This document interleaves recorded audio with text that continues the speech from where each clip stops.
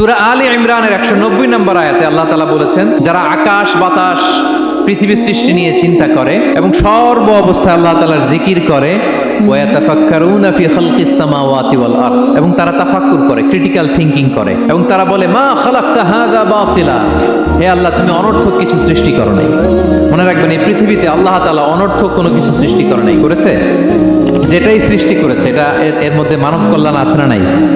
আল্লাহ তাআলা আমাদের জন্য কল্যাণ রেখেছেন। এবং এই আয়াত যখন নাজিল হল, বিষ্ণু ইসা ইসলাম বললেন, ওয়াইলুন লিমান কারাআহা ওয়া লাম ইয়াতাফাক্কার ফিহা, ধ্বংস তাদের জন্য যারা এই আয়াত তেলাওয়াত করে কিন্তু এই আয়াত নিয়ে চিন্তা করে না, গবেষণা করে না। এবং কোরআনের বিভিন্ন আয়াতে আল্লাহ তাআলা বিষ্ণুনবীকে বলেছেন, নবী হে, আপনি আপনার উম্মতদেরকে নবীদের ঘটনা শোনান। কোরআনের 3 ভাগের 1 ভাগ হচ্ছে ঘটনা। পুরো কোরআনের 3 ভাগের 1 ভাগ কি? ঘটনা, স্টোরি টেলিং। কারণ গল্প মানুষের মনে দাগ কাটে।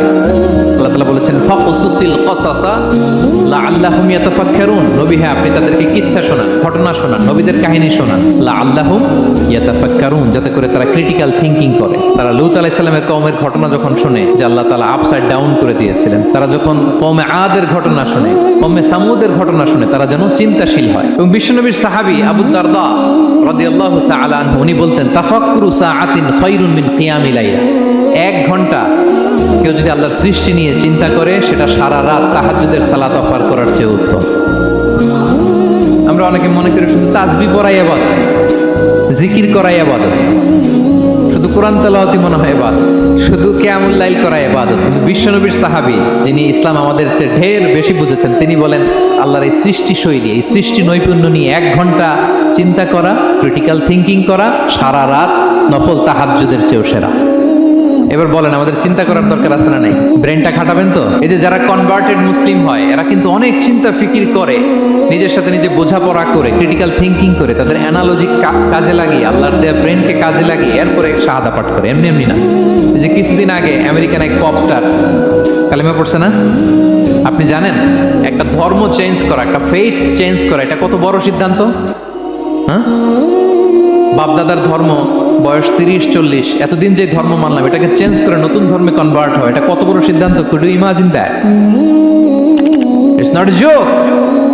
নিজের সাথে নিজের অনেক বোঝাপড়া করতে হয়, তারাই ক্রিটিক্যাল থিংকিং করে। এবং বিষ্ণু ইসা ইসলাম উনি নবী হওয়ার আগেও এই চিন্তার ইবাদত করতেন। তিনি হেরা গুহায় চলে যেতেন, কাবা থেকে 6 কিলোমিটার উত্তরে, 634 মিটার উঁচু, যা বলে নূরের উপরে একটা কেইভ আছে, গুহা, এটার নাম হচ্ছে গারে হেরা। ওখানে বসে বসে তিনি এই চিন্তা করতেন। তার মানে নবী হওয়ার আগে বিশ্বনবীর ইবাদত ছিল চিন্তার ইবাদত। নবী হিসেবে অ্যাসাইন্ড হওয়ার আগে বিশ্বনবীর ইবাদত কি ছিল বলেন তো? নামাজ পড়া, কোরআন তেলাওয়াত করা।